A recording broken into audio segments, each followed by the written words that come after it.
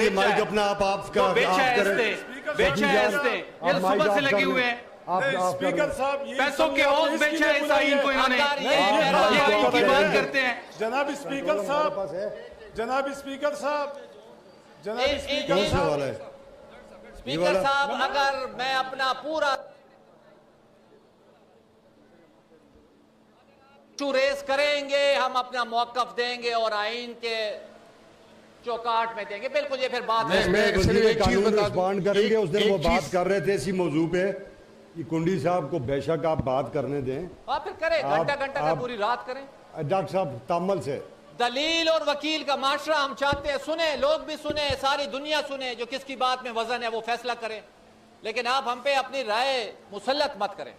अच्छा, मैं जनाब स्पीकर, मैं वाइंड अप करता हूं, मैं ये कहता हूं आर्टिकल 161 सॉरी, आर्टिकल 161 के अंदर खैबर पख्तूनख्वा का मेजर मुकदमा है, चाहे वो आर्टिकल 161 क्लॉज 1 है चाहे 2 है। अगर क्लॉज 2 में चले जाए तो वही नेट आइडल प्रॉफिट वाला है, the net profit earned by the federal government और एनी अंडरटेकिंग एस्टैब्लिश्ड और administered under the federal government shall pay to the province in which the well head of hydro power station situated.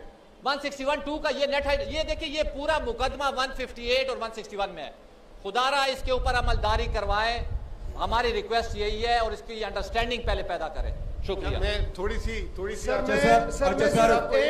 एक minute कुंडी साहब उधर बैठा हुआ था, मैं कुंडी साहब पे बात करूंगा। कुंडी साहब आप बैठे हुए थे, आर्टिकल 158 मैंने पढ़ के सुनाया था, तो आप माशाल्लाह आपकी भाषण अब बहुत ज्यादा है। मुझे जरा ये बताए कि आईपीपीज आरपीपीज किसके मंसूबे थे? ये सारे, अगर आज इंडस्ट्री तबाह बर्बाद हो गई है, ये सिर्फ और सिर्फ पीपल पार्टी की वजह से तबाह बर्बाद हो गई है। इन्होंने मुल्क का बेड़ा गर्क कर दिया है। ये सारा आईपीपीज और आरपीपीज की वजह से आई है। आप इसके पॉइंट ऑफ ऑर्डर को रिस्पॉन्ड करें सर। स्पीकर साहब, जो डिसाइड हुआ था क्वेश्चन का, मैं कहता हूं कि सर साहब इस तरह है सर, मैं सुन लेना मेरी, वो कमेंट करे लेकिन तकरीर ना करे, कमेंट करे लेकिन तकरीर ना करे। खैर आप बैठे तकरीरें भी करेंगे, सारे करेंगे, आप भी तकरीर करेंगे, आप रिस्पॉन्ड करें मिनिस्टर ला। जी शुक्रिया स्पीकर साहब। इसमें इस तरह है कि दाऊद शाह साहब ने लास्ट टाइम ये पॉइंट ऑफ ऑर्डर पे बहुत इंपॉर्टेंट इशू, जो कि मैं समझता हूँ कि ना सिर्फ इनके अपने हल्के या इनके ज़िले का है बल्कि पूरे सूबे का इशू है, जिसको मैं ब्रीफ अंदाज में जो है अभी आपको एक्सप्लेन भी करूँगा और रिस्पॉन्ड भी करूँगा। लेकिन लास्ट टाइम अनफॉर्चुनेटली हमारे अपोजिशन के भाइयों ने जो बातें सुनी, तो अचानक जो है इनको जो है फिर कोरम याद आ जाता है जब हम सूबे के मफाद की बात करते हैं, और पॉइंट उस टाइम जो है कोरम पॉइंट आउट हुआ और वो इजलास ख़त्म हुआ। स्पीकर साहब, इस तरह है कि आर्टिकल 158 दाऊद शाह साहब ने उस टाइम भी पढ़ा था, अभी कुंडी साहब ने भी पढ़ा, और मैं दोबारा पढ़ना चाहता हूँ। ये बहुत इंपॉर्टेंट है गैस के हवाले से, नेचुरल गैस के हवाले से। The province in which a well head of natural gas is situated shall have precedence over other parts of Pakistan in meeting the requirements from that wellhead। अब speaker साहब, ये बड़ा छोटा सा आर्टिकल है, लेकिन इसका मतलब और मतन ये है कि एक सूबे में एक वेलहेड मौजूद है, चाहे वो ऑयल का है चाहे वो गैस का है, तो पहले वो सूबा अपना रिक्वायरमेंट जो है, जो उनकी ज़रूरत है वो पूरा करेगा, उसको फोकियत हासिल होगी कि वो अपनी रिक्वायरमेंट पूरा करेगा। बाद में अगर उससे कोई सरप्लस हो ऑयल एंड गैस, तो वो विफाक को या दूसरे सूबे को दे सकता है। इसमें अनफॉर्चुनेटली स्पीकर साहब, ये मैंने फिर आज कल के दिन अपने एनर्जी एंड पावर डिपार्टमेंट से ये फिगर जो है ये निकलवाए हैं, इसको मैं आपके सामने पेश करना चाहता हूँ।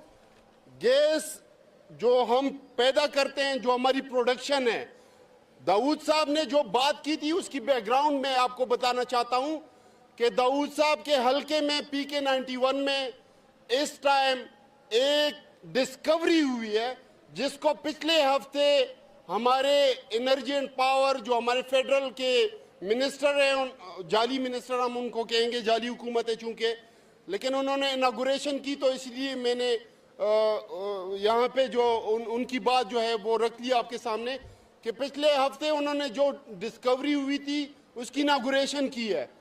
उसके हवाले से जो फैक्ट सामने आए कि आज सबसे बड़ा वेल हेड हमारे पूरे पाकिस्तान में करक में है नेशपा, जो कि 11,000 समथिंग उसकी प्रोडक्शन है per day, barrel per day 11,650 round about उसकी प्रोडक्शन है per day, barrel per day.